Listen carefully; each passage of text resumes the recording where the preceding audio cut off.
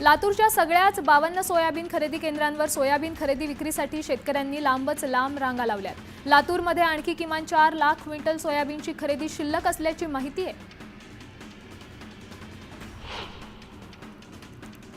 तुळजापुरात गेल्या 5 दिवसांपासून नंबर लावूनही शेतकऱ्यांनी सोयाबीन घेतले जात नाहीयेत। सोयाबीन खरेदीला अवघे काही तास उरल्यामुळे संतप्त शेतकऱ्यांनी सोयाबीनच्या वाहनासह रास्ता रोको आंदोलन केलं।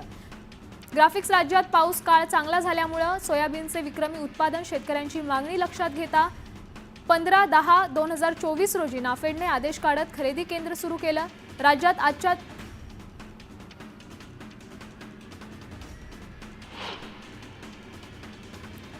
सोयाबीन खरेदीची मुदत उद्या संपणार आहे। सोयाबीन खरेदीला अवघे 24 तास उरलेत। ठिकठिकाणी खरेदी केंद्रांवर शेतकऱ्यांच्या रांगा पाहायला मिळतात।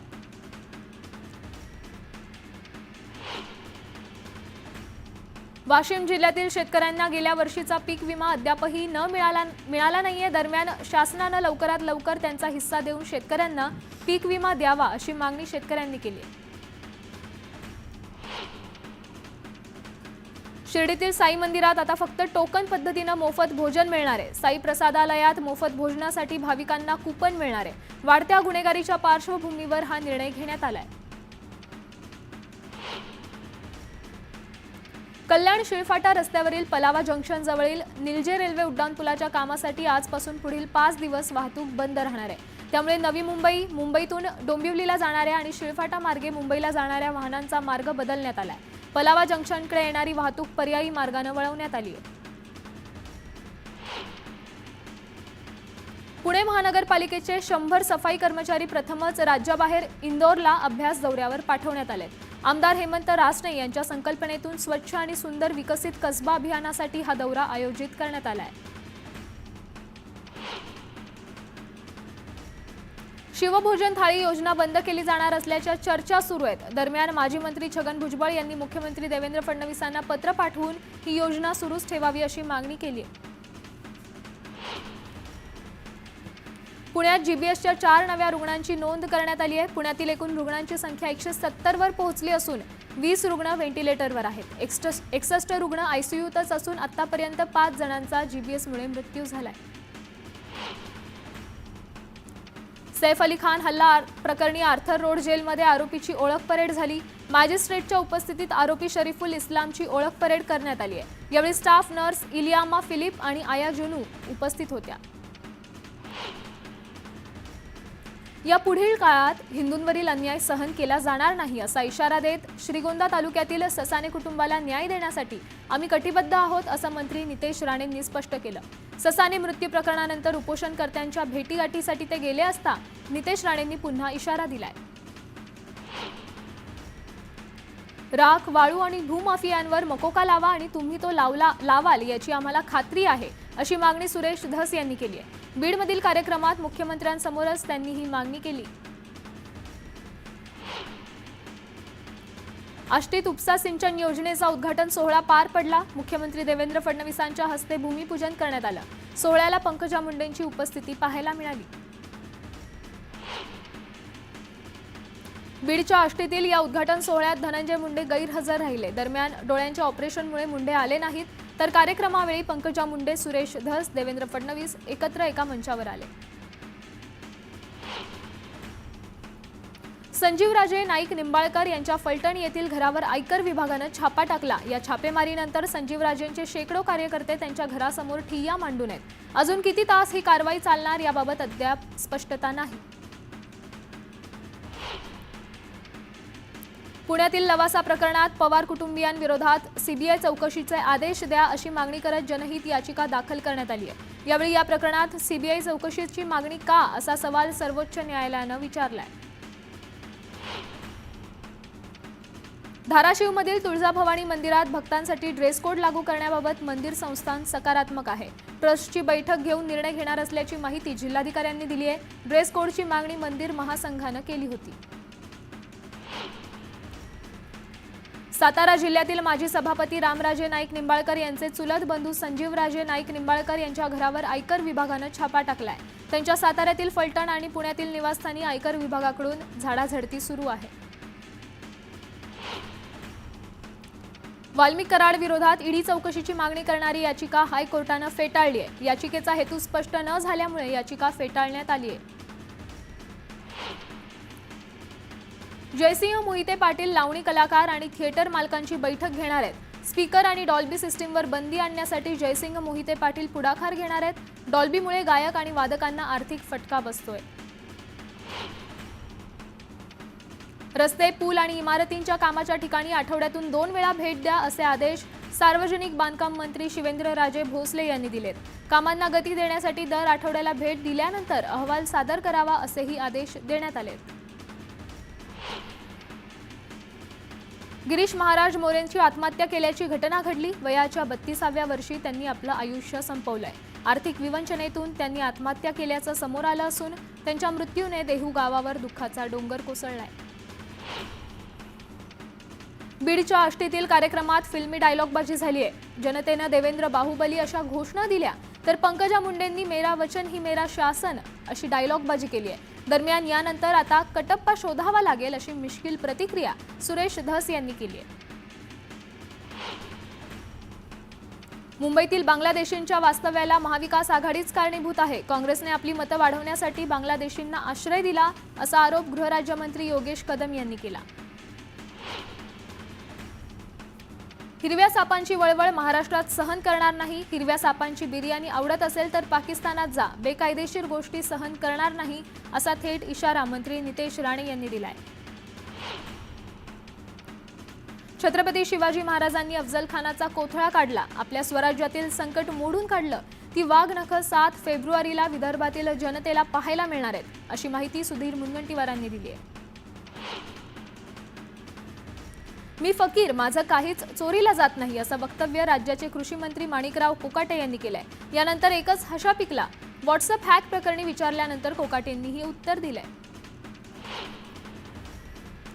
एकनाथ खडसे हे सत्तापिपासू झालेत। जिकडे सत्ता तिकडे जाण्याचा ते प्रयत्न करत असतात अशी जोरदार टीका आमदार चंद्रकांत पाटलांनी केली आहे। सत्तेतून मालमत्ता मिळवत आपलं दुकान चालू ठेवण्याचा खडसेंचा प्रयत्न असल्याची टीका पाटलांनी केली आहे।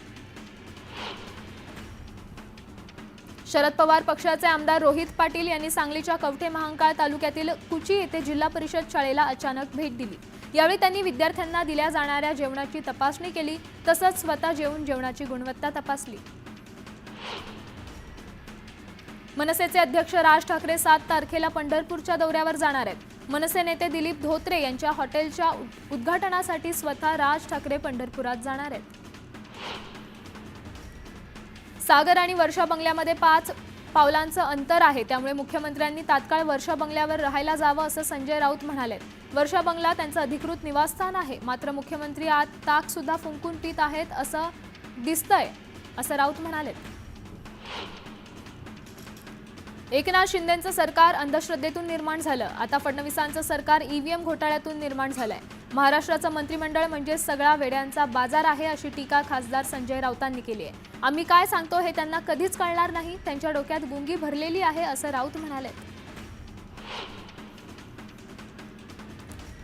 संजय राऊत सडलेला आंबा असून त्यांना एकनाथ शिंदेंशिवाय काहीच दिसत नाही अशी टीका मंत्री गुलाबराव पाटील यांनी संजय राऊतांवर केली आहे। राऊतांनी गंगेत जाऊन स्नान करावं म्हणजे मग केलेली पापं धुतली जातील। शिवसेना फोडण्याचं मोठं पाप राऊतांनी केलं असा आरोपही गुलाबराव पाटलांनी राऊतांवर केलाय। बीड परभणी प्रकरणातील सर्व माहिती मुख्यमंत्र्यांना आहे, सरकार सत्य लपवतंय, सातत्याने आरोपींना पाठीशी घातलं जातंय असं म्हणत काँग्रेस नेते नाना पटोलेंनी सरकारवर निशाणा साधलाय। आता उपोषण करणार नाही, आता लढाईची वेळ आली आहे असं मनोज जरांगेंनी म्हटलंय। मराठ्यांना अद्याप आरक्षण मिळालं नाही, फडणवीस असंच वागत राहिले तर मला निर्णय घ्यावा लागेल असं म्हणत जरांगेंनी उग्र आंदोलनाचा इशारा दिलाय। जरांगे पाटलांचं पुढचं आंदोलन मुंबईत होणार आहे तशी घोषणा मनोज जरांगेंनी केली आहे। लवकरच तारीख जाहीर करणार असल्याचंही ते म्हणालेत। मराठा आंदोलक मनोज जरांगे पाटलांना छत्रपती संभाजीनगरच्या गॅलेक्सी रुग्णालयातून डिस्चार्ज देण्यात आलाय। जरांगे पाटील थेट शहागड येथील गावी जाणार आहेत। सध्या आमच्या मुंबईत मराठा वाद नाही, आम्ही सगळेच बरोबर राहतो, यासाठी तुम्ही जिथे आहात तिथेच आंदोलन करा आणि मुंबईत सोडा, मुंबईत येण्याची काही गरज नाही असं विधान संजय निरुपम यांनी जरांगेंच्या आंदोलनावरून केलंय। पुण्यातील कात्रज घाटात रिक्षा आणि डंपरची जोरदार धडक होऊन अपघात झालाय। या धडकेत 2 जणांचा जागीच मृत्यू झाला असून 1 जण गंभीर जखमी आहे। घाटकोपरमधील 43 अनधिकृत बांधकामांवर कारवाई करण्यात आली आहे। महानगरपालिका आयुक्त भूषण गगनाणी यांच्या निर्देशानुसार अधिकृत बांधकामांविरोधात धडक कारवाई सुरू केली आहे। बदलापुरातून जाणाऱ्या बडोदा JNPT महामार्गाच्या भूसंपादनात आदिवासींची आर्थिक फसवणूक केल्याप्रकरणी बदलापूर ग्रामीण पोलिसांनी 4 कारवाई केली आहे। यामध्ये रायगड जिल्हा परिषदेचे माजी अध्यक्ष सुरेश टोकरे आणि राष्ट्रवादी पक्षाचे नेरळगावचे माजी सरपंच भगवान चंचेंचा समावेश आहे। महाराष्ट्रातील बहुचर्चित माणदेशी महोत्सवाला सुरुवात झाली आहे। 5 ते 9 फेब्रुवारी दरम्यान मुंबईच्या परेल येथे हा महोत्सव पार पडणार आहे। महोत्सवाचं यंदाचं 6वं वर्ष असून माणदेशी महिलांनी 10 लाख महिला सक्षमीकरणीचा मौलाचा टप्पा गाठलाय। नंदुरबारच्या शासकीय वैद्यकीय महाविद्यालयात उपचार सुरू असलेल्या एका 11 वर्षीय मुलीला GBSची लागण झाल्याची बाब समोर आली आहे। संबंधित मुलगी व्हेंटिलेटरवर असून तिची प्रकृती स्थिर असल्याची माहिती वैद्यकीय महाविद्यालयाच्या अधीक्षकांनी दिली आहे। विक्रोळीतील अशोकनगर झोपडपट्टीतील घरांसमोर नाल्यांवर स्लॅब पालिकेच्या वतीने तोडण्यात आलाय। 3 वर्षांपूर्वीच याच नाल्यात पडून एका तरुणीचा मृत्यू झाला होता। दरम्यान पुन्हा अशी घटना घडू नये यासाठी रहिवासी आक्रमक झाल्याचं पाहायला मिळालंय।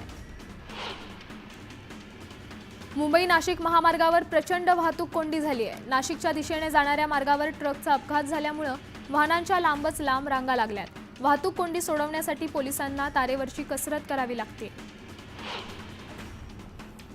पुण्याच्या बिबडेवाडीत झालेल्या वाहनांच्या तोडफोडीचा व्हिडिओ समोर आलाय। परिसरात दहशत माजवण्याच्या उद्देशाने काही तरुणांनी कोयता हाती घेत तब्बल 50 ते 60 वाहनांची तोडफोड केली होती।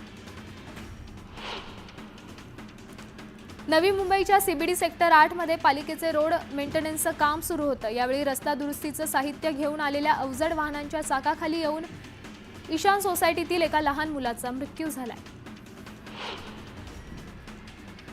कल्याण पूर्वेच्या सूचक नाका परिसरातील मॉडर्न होम्ससह 3 ते 4 दुकानांवर चोरट्यानं डल्ला मारला। दुकानाचा शटर तोडून दुकानांमधील रोख रक्कम तसंच लॅपटॉप असा मुद्देमाल लंपास केलाय। चोरीची घटना CCTVत कैद झाली।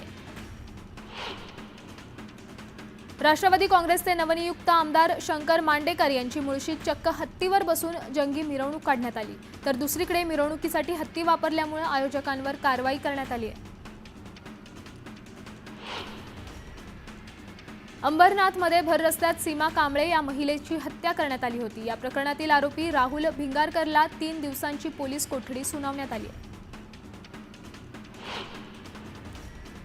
नालासोपाऱ्यातील विजयलक्ष्मी नगरमधील अतिक्रमण कारवाई विरोधात नागरिक रस्त्यावर उतरलेत। या ठिकाणी मोठा पोलीस बंदोबस्त तैनात करण्यात आला। जमावबंदीचा आदेश झुगारल्यास कारवाईचा इशारा देण्यात आलाय। महाराष्ट्रातील बांधकाम कामगारांना त्यांची नोंदणी कुठूनही करता येणार आहे, यासाठी राज्यात 366 सुविधा केंद्र निर्माण करण्यात आली आहेत। आजपासून या केंद्रांमधून सुविधा पुरवल्या जाणार असून बांधकाम कामगारांना नोंदणी करण्याचं आवाहन कामगार मंत्री आकाश फुंडकर यांनी केलंय।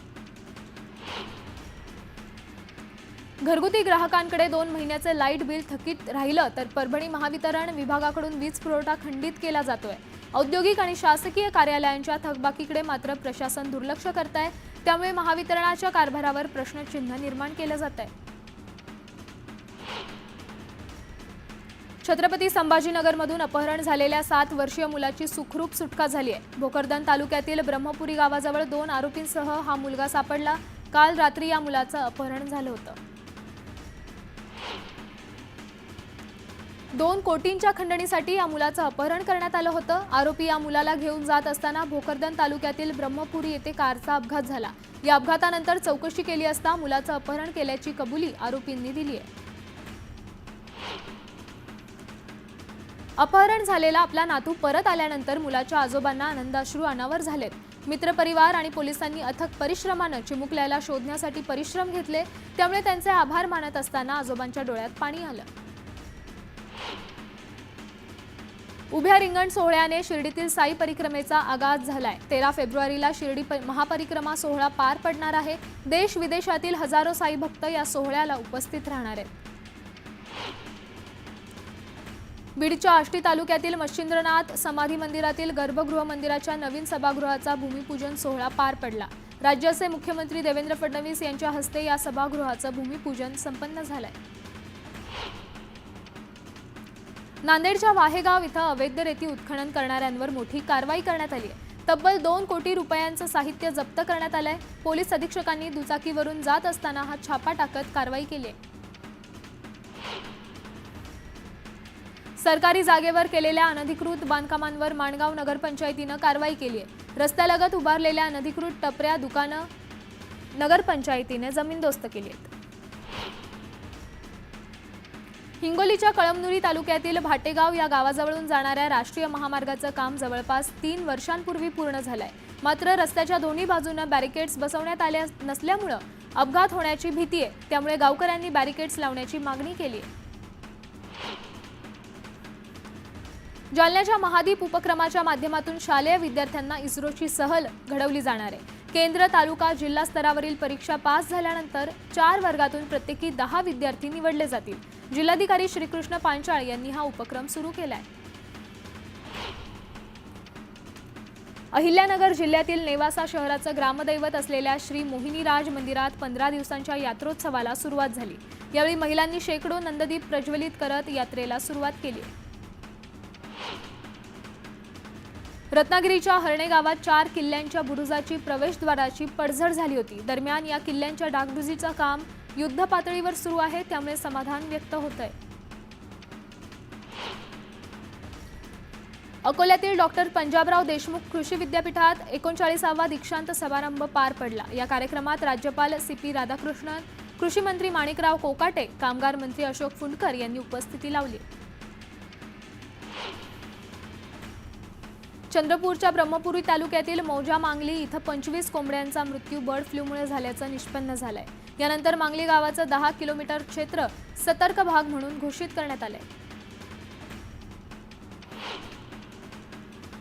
रत्नागिरी जिल्ह्यातील मंडणगड तालुक्यातील बॉक्साईट मायनिंग खाणीवरून ओव्हरलोड वाहतूक करणाऱ्या डंपरवर आरटीओकडून कारवाई करण्यात आली आहे। आरटीओच्या कारवाईमुळे डंपर चालकांना चांगला चाप बसलाय।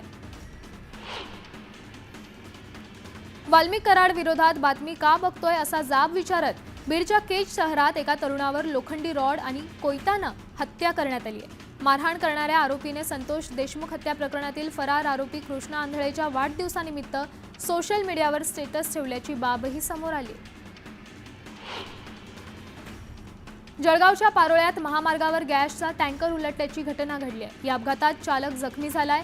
दरम्यान अपघातग्रस्त टँकरमध्ये 17 टन LPG गॅस असल्याची माहिती समोर आली असून या टँकरमधील गॅस दुसऱ्या टँकरमध्ये रिकामा करण्याचं काम सुरू आहे। सुरक्षिततेच्या कारणास्तव 1 किलोमीटर परिसरात रहिवाशांना इतरत्र हलवण्यात आलंय। खेड दापोली महामार्गावर भीषण अपघात झालाय। अज्ञात वाहनानं दुचाकीला जोरदार धडक दिली। या 2 दुचाकीस्वार गंभीर जखमी झालेत। जखमींवर रुग्णालयात उपचार सुरू आहेत। जळगाव शहरातील रामानंदनगर पोलीस ठाण्याच्या हद्दीतील घरफोड्यांचे वाढते प्रमाण रोखण्यासाठी विशेष मोहीम राबवण्यात आली। या मोहिमेअंतर्गत 8 घरफोड्यांची उकल करून 5 सराईत चोरट्यांना अटक करण्यात आली आहे। अहिल्यानगर जिल्ह्यातील श्रीरामपूर शहर पोलीस ठाण्याच्या हद्दीत 9 वर्षीय शाळकरी मुलीवर अत्याचाराची घटना घडली। मंगळवारी दुपारी शाळेत जात असताना एका 59 वर्षीय व्यक्तीनं संबंधित मुलीवर अतिप्रसंग केला। या घटनेनंतर अहिल्यानगर शहर पोलिसांनी संबंधित आरोपीला अटक केली आहे। जालना तालुक्यातील शेवगा येथील जिल्हा परिषद शाळेतील शिक्षकानंच अल्पवयीन विद्यार्थिनीची छेड काढल्याचा धक्कादायक प्रकार उघडकीस आलाय। या घटनेनंतर गावकऱ्यांनी संबंधित शिक्षकाला चोप देत मौजपुरी पोलिसांच्या स्वाधीन केलंय।